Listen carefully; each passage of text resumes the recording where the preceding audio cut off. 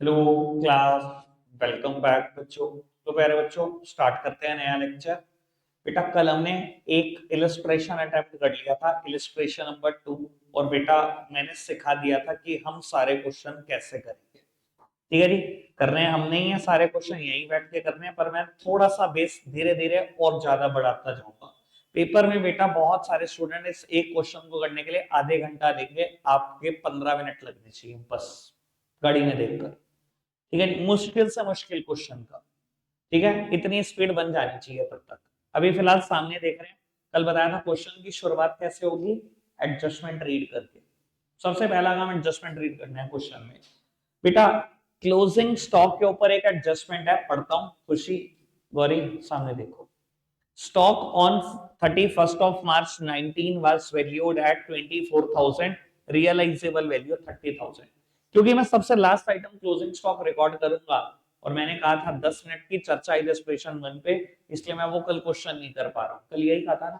तो बेटा 10 मिनट की चर्चा इसी पॉइंट पे सबसे लास्ट में रिकॉर्ड करूंगा, तो सबसे लास्ट में इसके बारे में 10 मिनट खर्च देंगे। ठीक है, अभी रिकॉर्ड ही नहीं कर रहे इसको तो। ठीक है जी। उसके बाद wages outstanding for March 19 amounted to rupees 3,000, salary outstanding for March 19 amounted to rupees 2,500। क्या करोगे बेटा, आप बुक लाए होंगे वेजेस पे डॉट, सैलरी पर डॉट, जिन दो पर एडजस्टमेंट है उस पे डॉट, वेजेस पे भी डॉट लगा ली होगी, सैलरी पे भी डॉट लगा ली होगी। लग गई डॉट। आगे बढ़ जाओ। प्रीपेड इंश्योरेंस, एक तो इंश्योरेंस पर डॉट लगानी है, और प्लांट एंड मशीनरी और फर्नीचर पर डैप लगाना है। प्लांट एंड मशीनरी, फर्नीचर और इंश्योरेंस। बेटा insurance is second last item, यहां पर डॉट होनी चाहिए। प्लांट एंड मशीनरी ये रहा, फर्नीचर ये रहा, इन दोनों पे भी डॉट होनी चाहिए। ठीक है जी। डॉट लगाने का मतलब कल बता दिया था क्या है। जब आप यहां से शुरू करोगे लिखना आइटम्स, जैसे ही किसी भी आइटम के सामने डॉट लगी होगी, आपका दिमाग तुरंत खनक जाएगा कि इसके ऊपर कोई एडजस्टमेंट है। फिर आप एडजस्टमेंट रीड करके उसको सॉल्व कर दोगे। ठीक है जी। अगर बेटा डॉट नहीं लगाओगे, वेजेस की अमाउंट आप सीधा आउटर कॉलम में लिख दोगे, और बाद में नीचे देखा हो वेजेस पे एडजस्टमेंट थी, बेटा प्रेजेंटेशन की बैंड बच्चों की होगी, वहां जगह नहीं होगी कुछ भी लिखने की। ये गलती ना कराना पेपर। पहला काम एडजस्टमेंट पढ़ के डॉट लगाना। ठीक है जी। और डॉट इतनी बड़ी लगाना कि विजिबल भी हो, हल्का सा पॉइंट रख के साइड में हो जाना, पता लगे कुछ याद ही नहीं आया फिर तो।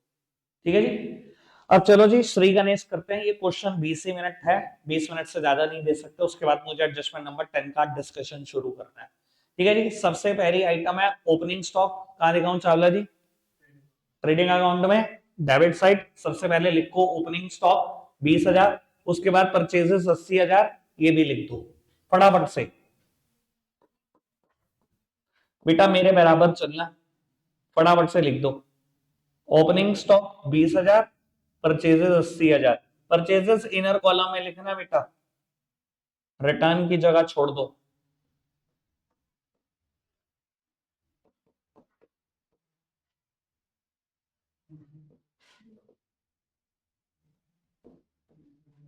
लो जी, इतनी बात डन।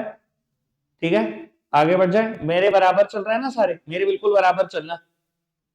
चलो जी, नेक्स्ट आइटम बाबू। उसके बाद नेक्स्ट आइटम गिवन है सेल्स रिटर्न 6,000। Sales return 6,000। बेटा मैं सेल्स नहीं ढूंढूंगा, पर सेल रिटर्न भी रिकॉर्ड करूंगा। बाय सेल्स, बाय सेल्स जब आएगी तब आएगी। सेल्स रिटर्न 6,000 रुपए माइनस लिखकर छोड़ दो। सेल रिटर्न 6,000 रुपए माइनस कर रहे हैं, ये लिखकर छोड़ दो। ठीक है जी। आगे बढ़ जाए। Next item, next item is carriage inward 3600 रुपए। पारस कहां दिखाऊं कैरेज इनवर्ट, ट्रेडिंग अकाउंट में डेबिट साइड कैरेज इनवर्ट लिखो जी 3600 रुपए। इनवर्ट का मतलब ये है परचेज से रिलेटेड खर्चा है कैरेज का। टू कैरेज इनवर्ट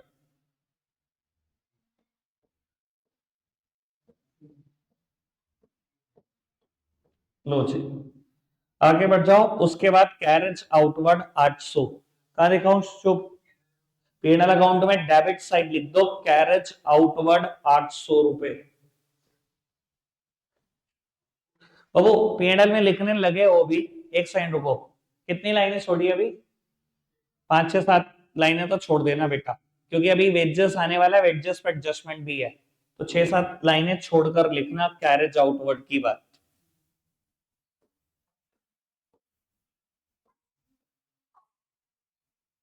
चलो जी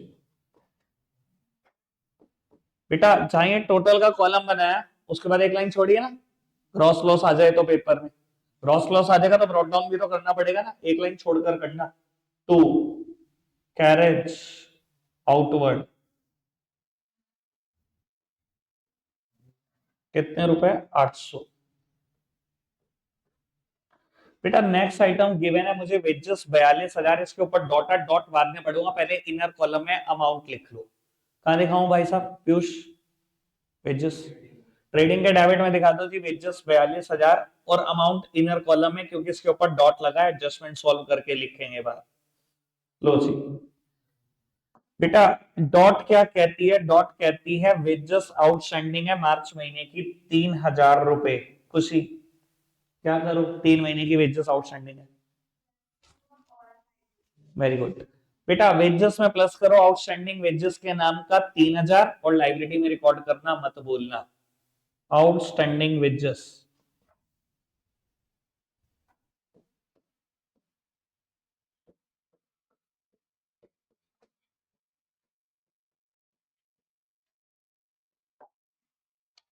मैंने कल बताया था लाइब्रेरी में सबसे ऊपर मत लिखते ना आउटस्टैंडिंग वेजेस, कैपिटल की 10 लाइनें छोड़ दो, कैपिटल के नाम की 10 लाइनें छोड़ दो।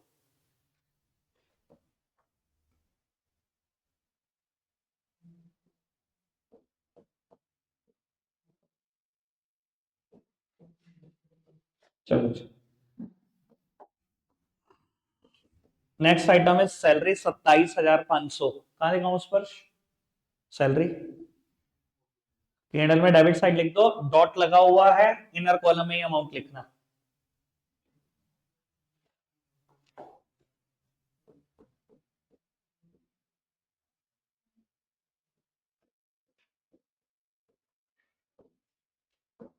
एडजस्टमेंट पढ़ते हैं। सैलरी आउटस्टैंडिंग है 2,500 रुपए, जो वेजेस का ट्रीटमेंट करा वही सैलरी आउटस्टैंडिंग का भी ट्रीटमेंट कर दो। ठीक है जी, सैलरी में जोड़ दो 2,500, लाइब्रेरी में ले जाओ आउटस्टैंडिंग सैलरी।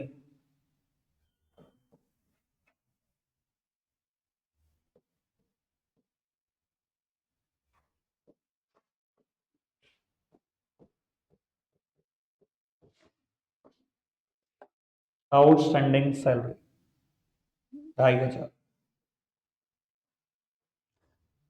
चलो जी नेक्स्ट वन बेटा, प्लांट एंड मशीनरी, इस पे भी डॉट होगा और नीचे गिवन है गैप लगाना है प्लांट एंड मशीनरी पर 5%। 90,000 की प्लांट एंड मशीनरी है, एसेट पे दिखाओ। मेरे को पूरा केस ऑफ ट्रीटमेंट बताइए क्या करेंगे। ये रहा प्लांट एंड मशीनरी 90,000, इस पे डैप लगाना है 5%, क्या करूं? इसमें से माइनस कर दो, पीएनएल के डेबिट में ले जाओ। चलो जी, माइनस डेप्रीसिएशन 5%, 90,000 का 4,500, 85,500, 4,500 को पीएनएल के डेबिट में भी ले जाओ। तो डेप्रीसिएशन ऑन प्लांट,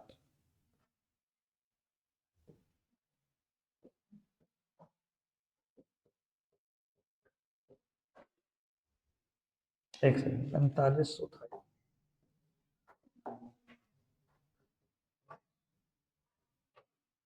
चलो जी बेटा, नेक्स्ट आइटम गिवन है फर्नीचर, और क्वेश्चन ने कहा फर्नीचर के ऊपर डैप लगाना है 20%, यानी कि 1,600 रुपए।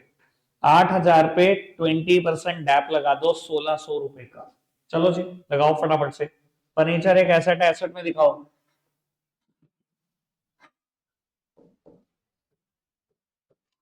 20% डैप। इसके बाद बेटा मैं नोटबुक चेक करने आ, डेप्रीसिएशन 20%, 1,600 रुपए। डैप को पीएनएल के डेबिट साइड भी ले जाओ।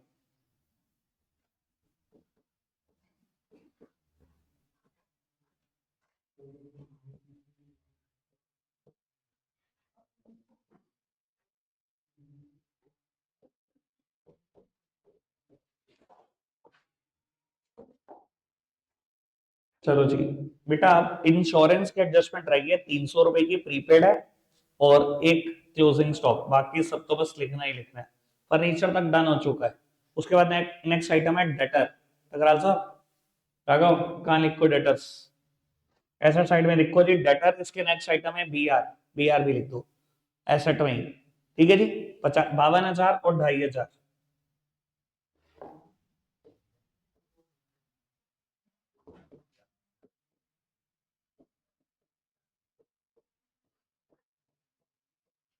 चलो next item, cash in hand 6300 रुपए। कहाँ दिखाओ नित्य, कैश इन हैंड एसेट में दिखा दो जी, कैश इन हैंड 6300।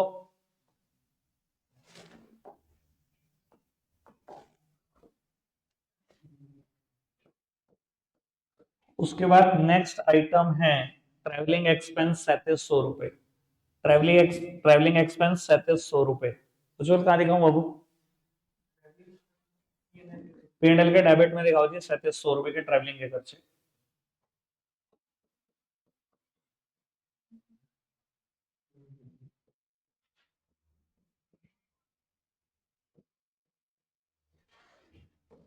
आगे बढ़ते हैं जी, लाइटिंग, इसके बाद ब्रैकेट में लिखा है फैक्ट्री, मतलब फैक्ट्री में लाइट का खर्चा हुआ 1400 रुपए। कहाँ दिखाऊं गौरी, ट्रेडिंग में, कहाँ पर, ट्रेडिंग में डेबिट साइड दिखाओ, लाइटनिंग का खर्चा, फैक्ट्री लाइटनिंग का खर्चा 1400। टू,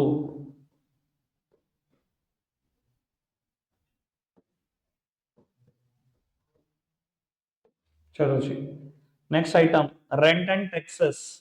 रेंट एंड टैक्सेस 7200 रुपए।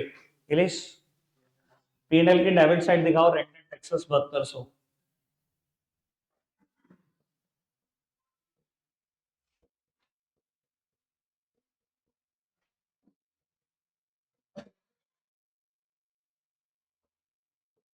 चलो जी next item, general expenses 10,500। Praneet कहाँ दिखाऊं, पीएनएल के डेबिट में दिखा दो जी, जनरल एक्सपेंस भी 10,500।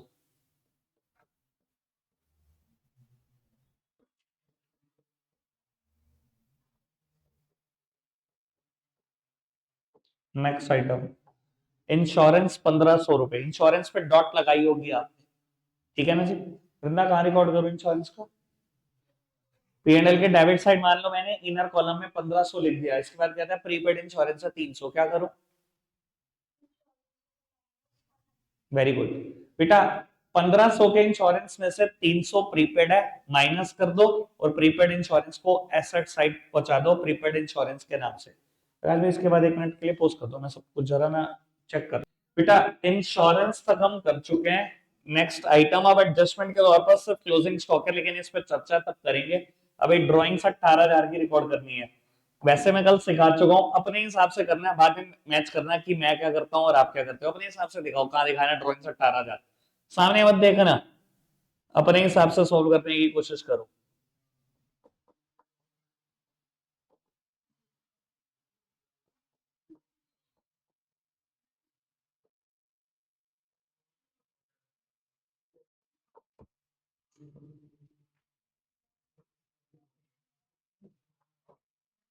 अठारह हजार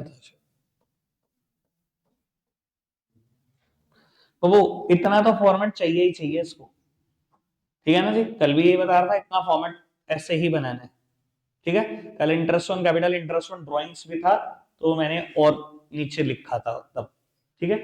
आगे बढ़ जाते हैं जी, अब आ जाओ क्रेडिट साइड पर।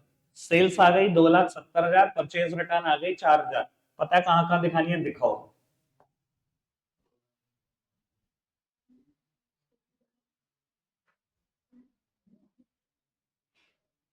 ये 4,000 है, यानी कि 76,000 की नेट परचेसेस। ये 2,70,000 है, यानी कि 2,64,000 रुपए की नेट सेल्स, ठीक है जी। आगे बढ़ जाए, नेक्स्ट आइटम, डिस्काउंट कहने की जरूरत नहीं है, क्रेडिट में लिखा हुआ है, ये डिस्काउंट रिसीव्ड है 5,200 रुपए। कहा जाना चाहिए अनमोल, पीएनएल के क्रेडिट में, पीएनएल के क्रेडिट में दिखाओ डिस्काउंट रिसीव्ड 5,200, एक लाइन छोड़कर। ये एक लाइन छोड़ देना, अगर नेट प्रॉफिट आया तो उसको लिखने की जगह चाहिए होगी, बाय डिस्काउंट रिसीव्ड अकाउंट 5,200। आगे बढ़ जाओ। Next item is creditor, then bills payable, then capital. कहाँ जाएंगे अनुज?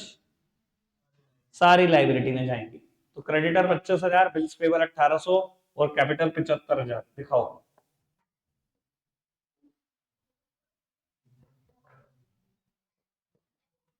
क्रेडिटर, बिल्स पेबल और कैपिटल 75,000, सब कुछ दिखा दिया।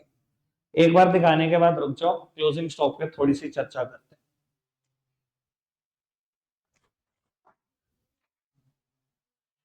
क्लोजिंग स्टॉक वाली एडजस्टमेंट का डिस्कशन शुरू कर रहे हैं। सामने देखना, एक मिनट, सब सामने देख रहे हैं। अब एक मिनट किसी की भी पल के नीचे ना बेटा, सामने देखो पहले। क्लोजिंग स्टॉक को ना वैल्यू किया जाता है, generally valuation cost closing stock की ऐसे ही होती है, कॉस्ट और net realisable value which ever is lower, दोनों में से जो कम हो। और ये बेटा ऐसी वैल्यूएशन के पीछे ना एक ही कंसेप्ट है जो जिम्मेदार है, वो है principle of conservatism. Principle of conservatism क्या कहता है? अगर कोई खर्चा या लॉस हो सकता है तो उसको बुक्स ऑफ अकाउंट्स में दिखा दो। अगर कोई इनकम और गेन हो सकता है तो उसको बुक्स में कभी नहीं दिखाना। ठीक है जी। देखो समझाने के लिए बात करता हूँ। मान लो आपने 50,000 रुपए की कॉस्ट का कोई सामान खरीदा, प्लीज सामने देखो। 50,000 की कॉस्ट का सामान खरीदा और आज वो मार्केट में मान लो 40,000 का बिक सकता है। तो ये क्या कहता है प्रिंसिपल ऑफ कंजर्वेटिज्म? इन दोनों का जो लो वैल्यू है उस पर रिकॉर्ड करो। इन दोनों की लो वैल्यू क्या है? 40,000। तो मैं 40 पे रिकॉर्ड करूंगा। 40 पे रिकॉर्ड करने से क्या हुआ? मैंने खरीदा था 50 का स्टॉक, अगर उसकी आज की वैल्यू 40 है, इसने क्या कहा? क्लोजिंग स्टॉक को 40,000 पे दिखाओ। यानी कि अगर आप समझदार हो, लॉस रिकॉर्ड करवा दिया ना इसने। मैंने खरीदा 50 का था, बिक 40 का सकता है, मैंने 40 रिकॉर्ड करवाया, ऑटोमेटिकली 10,000 का लॉस अकाउंट्स में रिकॉर्ड हो गया कि नहीं? हो गया। अच्छा उल्टा सोचो, ये 50 का खरीदा है लेकिन ये 60 का बिक सकता है, आज इसकी मार्केट वैल्यू 60 है।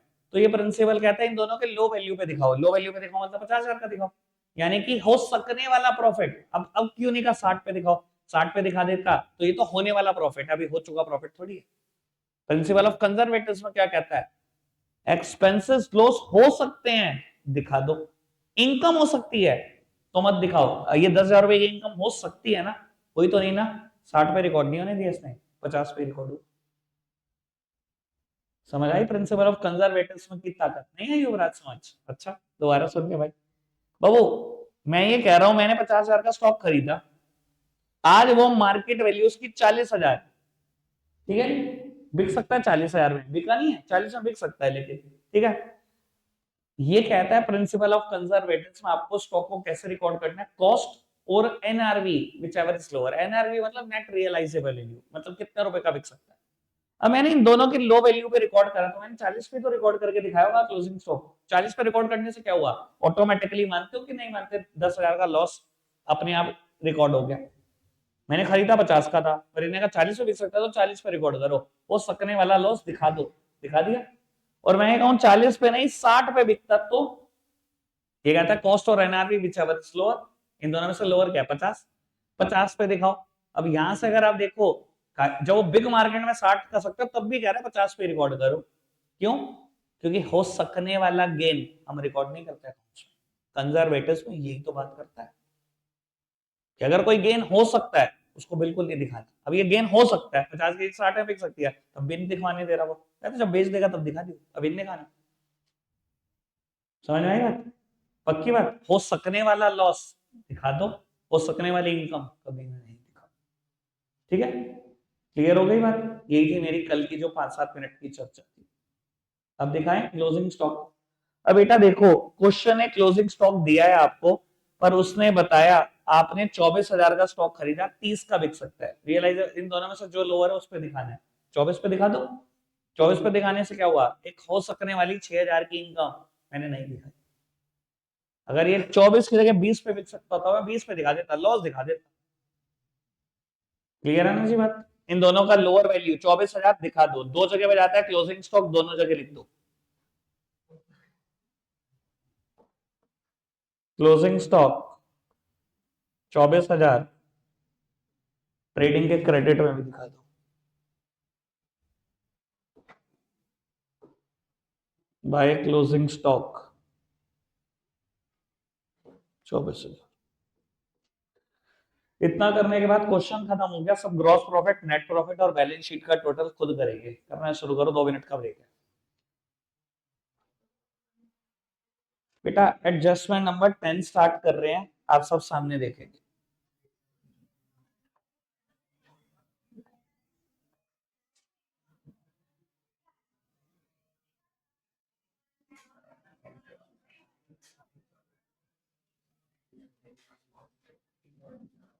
बस भाई सामने देखें।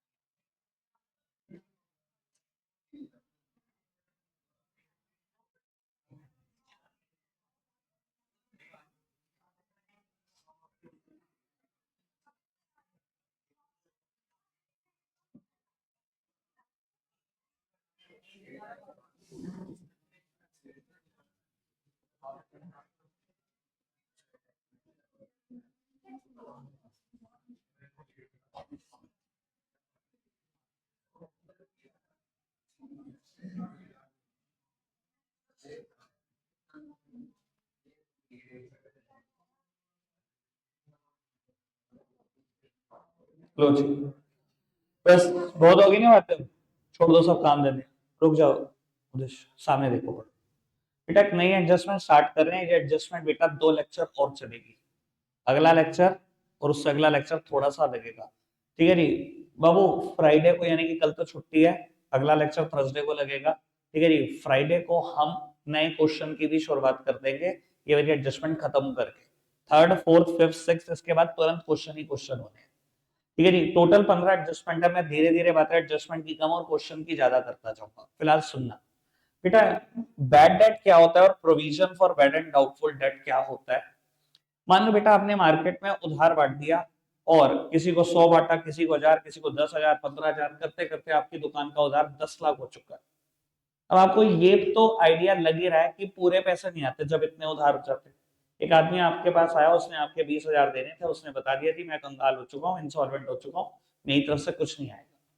बेटा बैड डेट का मतलब बिल्कुल सिंपल सा ये है, मेरे बिजनेस के वो डेटर्स जो बैड हो चुके हैं, यानी कि पैसे आने ही नहीं वाले, ठीक है जी। बैड डेट मतलब बिल्कुल श्योरिटी ये पैसे नहीं आने वाले, इसको तो बुक से बाहर कर दो, ठीक है जी। इसको तो रिकॉर्ड करना ही खराब है, ये नहीं आएंगे, ठीक है। और बेटा provision for bad and doubtful debt क्या होता है बाबू। 10 लाख लेने थे, एक डेटर आया 20,000 का, उसने तो मना कर दिया मैं कुछ नहीं दे रहा, मैंने 20,000 रुपए तो माइनस कर दिए, मेरे बच गए डेटर कितने, 9,80,000। अभी भी मुझे डाउट है 980 में से भी सारे नहीं आएंगे, मेरा अंदाजा कहता है 30,000 रुपए का और नुकसान होगा। लेकिन ये 30,000 सिर्फ अंदाजा है, बैड डेट मतलब 100% छोटी, ये तो आएंगे ही नहीं, डेटर आके मना करके गया, इसका मना किसी ने नहीं किया। पर मुझे पता है 980 का उधार बटा था, इतना उधार बढ़ जाता है, पूरा नहीं आता। 30,000 रुपए चुटरम पुटरम लोग खत्म कर देंगे। तो मैं प्रोविजन हमेशा अंदाजे से बनाता हूं, हमेशा 5%, 7%, 10%, जितना मुझे बिजनेस में लगता है लॉस हो जाएगा, ये अंदाजे से बनाता हूँ। ये हो भी सकता, नहीं भी हो सकता, पर बेटा ये हो चुका है, ये तो कंफर्म है पैसे नहीं आएंगे, ये बिल्कुल कंफर्म, और ये पॉसिबिलिटी की बात, ठीक है। अभी फिलहाल मैंने जो एक एक्सट्रैक्ट लिखा, इसमें मैंने provision for bad and doubtful debt का नाम नहीं डाला, अगले इलस्ट्रेशन में डालूंगा इसका नाम। फिलहाल इतना सॉल्व करते हैं। ट्रायल बैलेंस के अंदर 8 लाख, ट्रायल बैलेंस के अंदर बैड डेट 20,000, और आपको कहा जाता है एडिशनल बैड डेट 10,000 रुपए के और हो गए, ये भी बुक्स में रिकॉर्ड कर, ठीक है।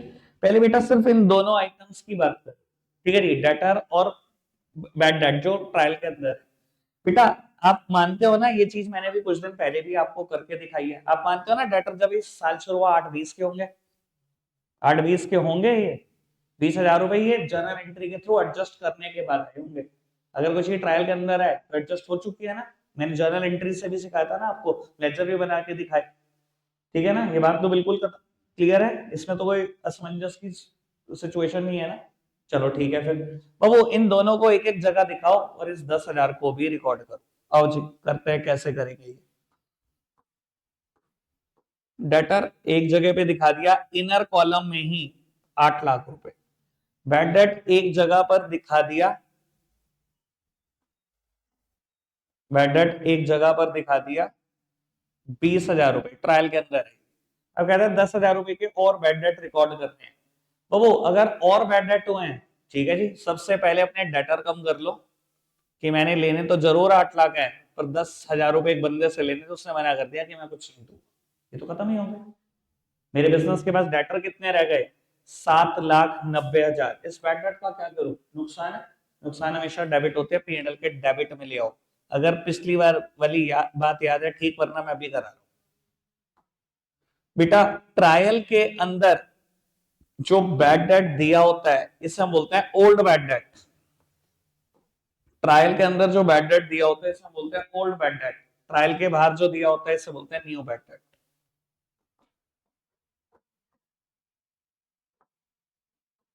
कोई दिक्कत तो नहीं, समझ में आई बात, याद रहेगी, लेवल बढ़ा दूं थोड़ा सा, बस आज की एक आधी बात और रहती है बस मेरी, ठीक है जी, वो खत्म करते हैं। पहले बताओ इतनी बात तो कोई दिक्कत नहीं बेटा। कई बार ट्रायल के अंदर एक प्रोविजन दिया होगा, प्रोविजन फॉर डाउटफुल डेट्स,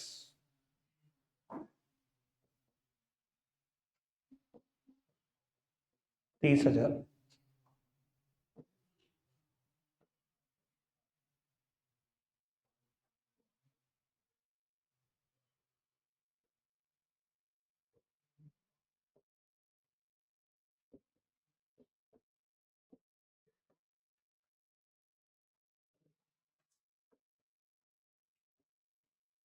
लो जी, और वो ट्रायल के अंदर दिए गए बैड डेट को हम बोलते हैं ओल्ड बैड डेट, ट्रायल के बाहर दिए गए बैड डेट को बोलते हैं न्यू बैड डेट। ट्रायल के अंदर जो प्रोविजन दिया हुआ है इसे बोलते हैं opening provision, opening provision.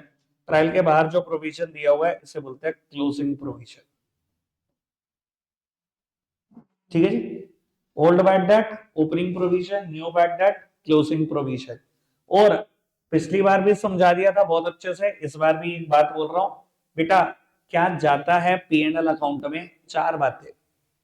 Open old bad date लिखो, न्यू ऐड कर दो, क्लोजिंग प्रोविजन ऐड कर दो, ओपनिंग प्रोविजन माइनस कर दो। क्वेश्चन शुरू करने से पहले ही कर लेना ये काम तो, क्योंकि मैं बता रहा हूं कंफर्म्ड एडजस्टमेंट ये पेपर में लिखी जा चुकी है, एडजस्टमेंट नंबर 10 कंफर्म्ड है, मुझे कोई डाउट नहीं है, ठीक है जी।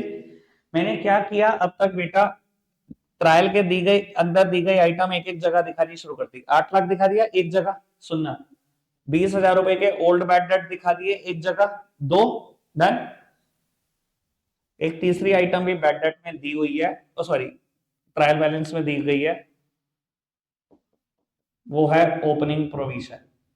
हमेशा ये चार बातें पीएनएल में एज इट इज लिख सकते हो, old bad date plus new bad date plus closing provision minus opening provision. जिनको पिछली बार का याद है ये पता होगा, मैंने पूरा एनालिसिस कर दिया था, मैं भी करूंगा, पर वो मेरा परसों का मुद्दा है। अभी आज रटने वाले पोर्शन से शुरू हो जाओ, परसों समझने वाले से शुरू करेंगे, ठीक है जी। क्लोजिंग प्रोविजन भी लिखना है, ओपनिंग भी लिखना है। ओपनिंग प्रोविजन कहां से मिलेगा, ये मिलेगा बेटा ट्रायल से, 30,000 रुपए का ओपनिंग प्रोविजन है, ये तो माइनस कर दो। ट्रायल की आइटम मैंने एक एक जगह दिखा दी, 8 लाख, 20,000 और 30,000, ठीक है जी। अब ट्रायल के बाहर की बात, इसने कहा कुछ और बैड डेट भी हुए हैं 10,000 रुपए के। अच्छा, और बैड डेट हुए हैं 10,000 रुपए के, ये देखो मैंने डेटर में से वो 10,000 रुपए के बैड डेट माइनस कर दिए, यही न्यू बैड डेट है, ये पहुंच गए पीएनएल अकाउंट में, कोई दिक्कत तो नहीं। इसने कहा अब प्रोविजन और बनाना है, कितना प्रोविजन बनाना है, 10%। आओ जी 10% बनाओ, 10% 7,90,000 का 79,000, 7,11,000 रुपए यहाँ बचेंगे, minus provision for bad and doubtful debt, ये 79,000 क्लोजिंग प्रोविजन के तौर पर यहाँ पर आ जाएंगे, ठीक है जी। 30 से 30 चला गया यानी कि 79,000 ही, ये वाली बात अभी के लिए रख दो। Old bad date plus new bad date plus closing provision minus opening provision. ठीक है जी। एक बात और, पेपर में एडजस्टमेंट किसी भी सीक्वेंस से दी हो, मान लो बेटा एडजस्टमेंट नंबर जो मैंने 2 लिखे फर्स्ट नंबर पे आ गए, provision for bad and doubtful debt 10% बनाना है, और बैड डेट इसके नीचे लिखी हुई आई, तो आपको कंफ्यूज नहीं होना। अब ये मत कहना क्वेश्चन में जिस सीक्वेंस से लिखा हुआ है मैं उस सीक्वेंस से करूंगा। हमेशा डेटर में से पहले उन डेटर्स को बाहर निकालते हैं जिनका पता पैसे आने ही नहीं, कंफर्म हो चुका है, यानी कि बैड डेट को बाहर निकालते हैं, और फिर अंदाजे से प्रोविजन बनता है बची हुई अमाउंट का, कि और भी मर सकते हैं इतने पैसे। ठीक है जी। पेपर में जो मर्जी सीक्वेंस दिया हो, पहले बैड डेट ही माइनस करना, फिर ही प्रोविजन बनाना, पहले प्रोविजन मत बता के आ जाना क्वेश्चन के सीक्वेंस के चक्कर में, सब गलत हो जाएगा। क्लियर है जी बात? पक्का से समझ में आती है बात, याद रहेगी। एक एग्जांपल लिखो, बस ये करके दिखा दो, यही एग्जांपल छोटा सा एक।